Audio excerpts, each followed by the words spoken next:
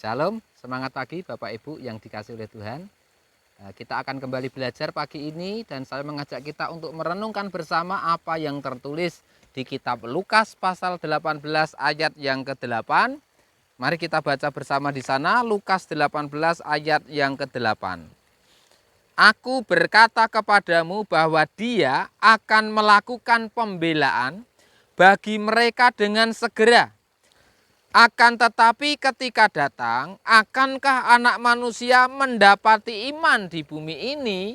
Inilah perkataan Tuhan Yesus, Bapak Ibu, di mana kita memahami bahwa Elohim akan melakukan pembelaan dengan segera, yaitu kepada orang-orang pilihannya yang senantiasa berseru kepada Elohim siang dan malam, yang senantiasa berdoa mengharapkan pertolongan dari Tuhan, saudara.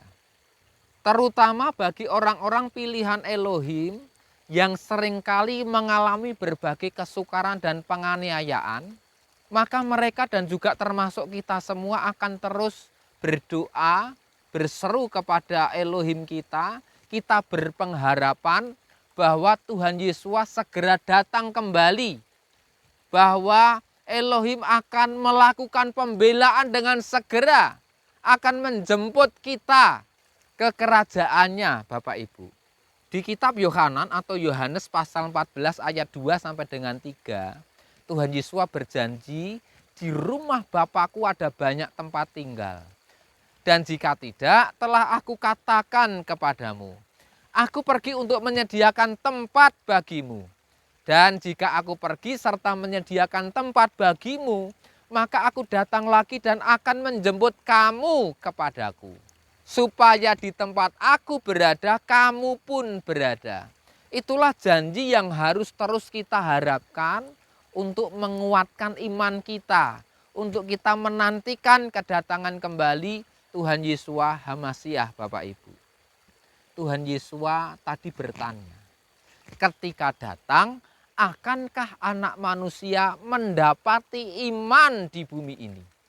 Tentu saja dengan pertanyaan itu, saudara, Tuhan Yesus ingin, Tuhan Yesus menghendaki supaya para muridnya didapati memiliki iman ketika dia datang kembali ke dunia ini.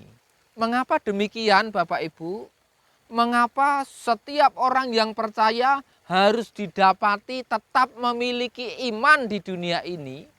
Karena di kitab Mattityahu atau Matius pasal 24 ayat 11 sampai dengan ayat 12, saudara bisa baca nanti di sana, kita memahami bahwa Tuhan Yesus sudah menyatakan bahwa banyak nabi palsu akan muncul dan mereka ini akan menyesatkan banyak orang. Dan karena berlipat gandanya kedurhakaan, maka kasih kebanyakan orang akan menjadi dingin. Itulah yang menjadi penyebab kenapa orang tidak lagi didapati imannya, saudara. Karena ada orang-orang yang menyesatkan mereka, karena orang-orang percaya ada yang disesatkan. Dan karena tersandung dengan keadaan dunia yang penuh dengan kedurhakaan, saudara. Mari kita membaca di 1 Timotius pasal 4 ayat yang ke-1 sampai dengan 2. Kita akan melihat bagaimana situasi yang akan terjadi menjelang kedatangan Tuhan Yesus Hamasiah. Dan Roh mengatakan dengan jelas bahwa pada waktu-waktu yang akan datang, beberapa orang akan berpaling dari iman karena memberi perhatian kepada roh-roh yang menyesatkan dan ajaran-ajaran roh-roh jahat yang berdusta dalam kemunafikan sehingga hati nurani mereka menerima capnya.